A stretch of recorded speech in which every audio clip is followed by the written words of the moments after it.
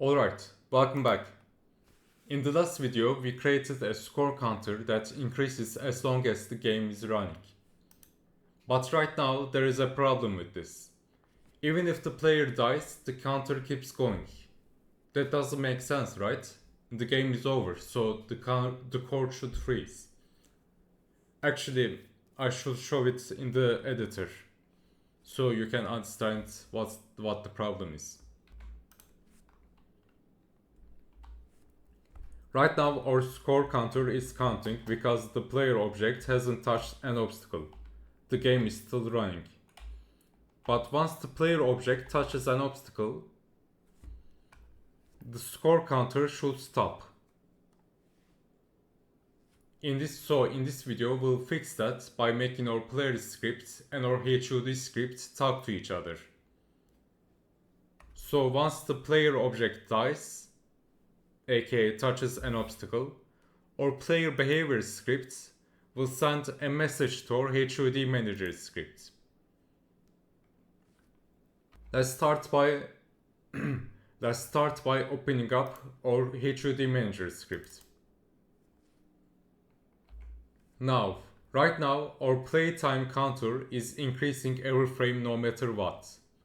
To fix that, let's create a bool variable to decide whether the game is still running.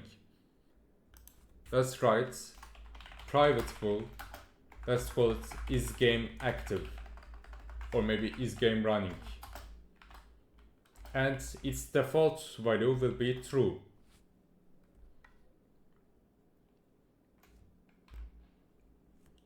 By default, it's true, meaning the counter runs. But once the player dies, we need to flip it to false, and that will stop the counter. Now we'll update the counter to make it so only... how should I... Now we want to make it so this line, the process of updating the counter happens only when is game active is true. Sorry, is game running is true. So for that we need to create an if statement. We'll write if is game running equals true. Adding the parentheses. We'll drag all of this inside the statement. Okay, that's the basic logic. But right now we have a question. How do we turn off is game active? Shit. Not active, running. How do we turn off is game running when the player dies? We need to switch back to our player behavior script. Now, remember, in this script we already destroyed the player when it collides with an obstacle. Our onCollisionEnter method will be where we'll also tell the HUD script that the game is over. To do this, we need to introduce our HUD manager script to our player behavior script. We'll do that by creating a variable. We'll write public HUD manager because scripts have their own variable types, and then we'll name it HUD. We'll assign this in the end of the video, just a few minutes later. Now going back to our onCollisionEnter method, right before we destroy the player, we want to add one more line, and that will be HUD dot game over. So what we are doing here is calling a method from the HUD script. But right now the problem is the game over method does not exist in the HUD script. So we'll create that. Let's switch back to our HUD manager script. And here we have a start method, an update method, but now we need a third method. Void game over. This method will be where we'll toggle or is game running. So inside our game over method, we'll write is game running equals to false.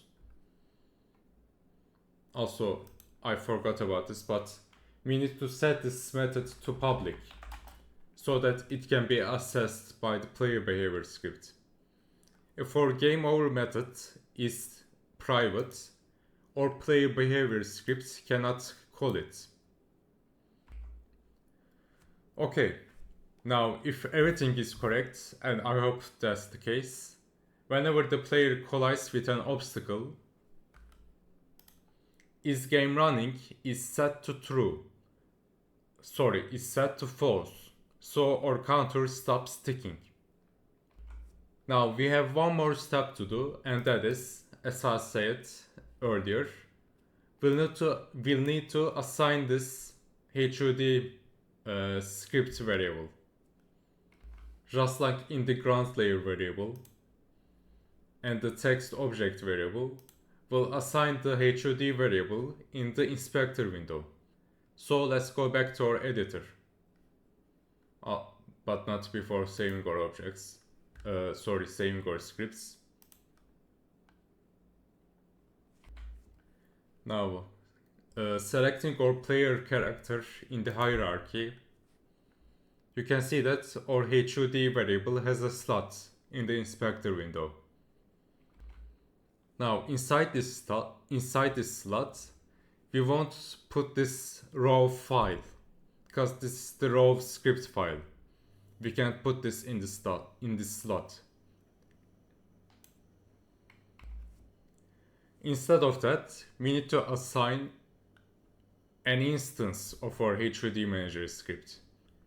In our hierarchy, there is only one object that carries our HUD manager script, and that is the canvas.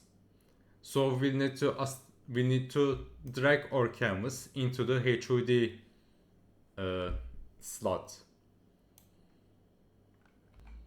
and this will connect to the two scripts, the HUD manager script and the player behavior script. Now that all of that is done, let's try testing it.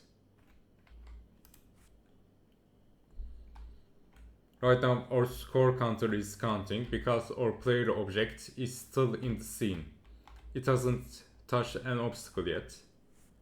But let's try touching an obstacle to see if our counter will stop. And there it is. You can see that it's now stuck in 16. It doesn't count anymore because our player object is no longer in the scene. It touched an obstacle. The game is over.